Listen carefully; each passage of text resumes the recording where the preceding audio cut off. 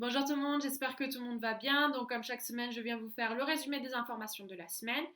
Donc jusqu'à ce vendredi, seul 1 million de personnes ont enregistré leurs données personnelles sur le site du poste de police virtuel pour pouvoir accéder à la nouvelle modalité de demande d'attestation annoncée au début du mois. C'est pour cela que l'institution a annoncé une prolongation du délai d'inscription pour toutes les personnes qui ne se sont toujours pas inscrites pour obtenir la clave Unica. Donc pour toutes les personnes qui n'ont toujours pas leur clave Unica, c'est très simple.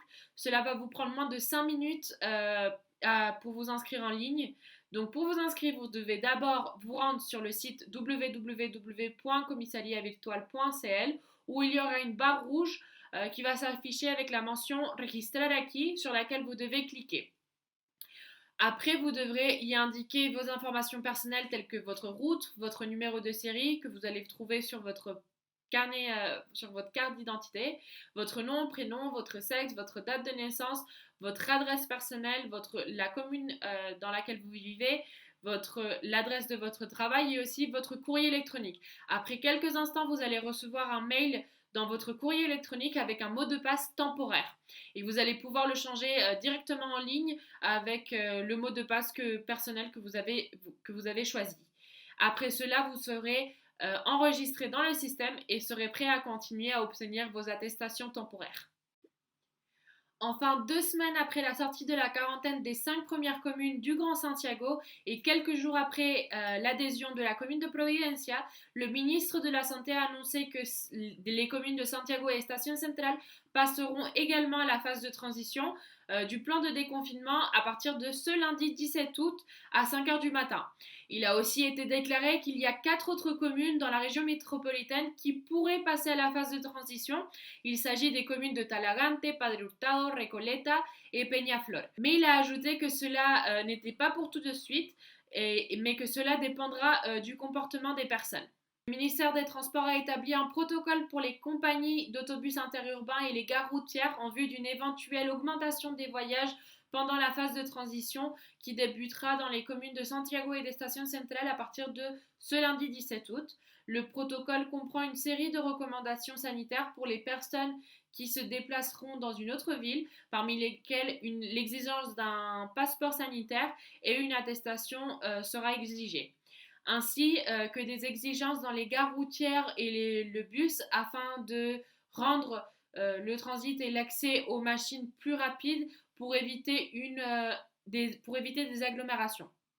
L'autorité de transport a rappelé que si le passager décide de voyager dans un service interurbain, il doit entrer sur la page www.c19.cl et doit checker qu'il ne fait pas partie des cas positifs de coronavirus ou de personnes devant réaliser une quarantaine obligatoire. Aussi, il doit à tout moment porter un masque et doit se laver fréquemment les mains. Parmi les mesures à adopter par les gares routières, on peut citer la délimitation de la distance d'1 mètre dans les secteurs des quais et des guichets, l'organisation des flux de circulation des passagers, l'installation de séparateurs dans les guichets, ainsi que la fourniture d'informations sur les mesures de prévention du Covid-19.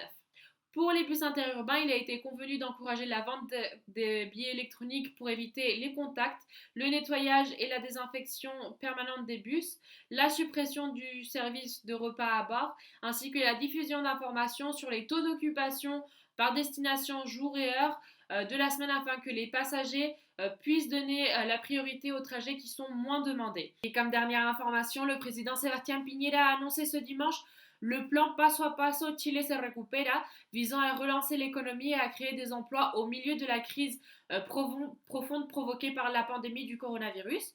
L'idée est de récupérer les 1,8 million d'emplois perdus et les 700 000 emplois suspendus par la crise économique, a-t-il dit. Comme l'a annoncé le président, le plan prévoit la mise en œuvre en 2020 et 2021 de plus de 2500 projets pour un montant de 34 milliards de dollars. Cela permettra de créer plus de 250 000 emplois dans tout le pays. Il y aura également des incitations et des subventions pour récupérer des emplois, avec 1 million de subventions et un investissement pouvant atteindre jusqu'à 2 milliards de dollars. Voilà, c'était tout pour cette semaine. Merci à toutes les personnes qui regardent les vidéos. N'hésitez pas à liker, commenter et partager et on se retrouve la semaine prochaine.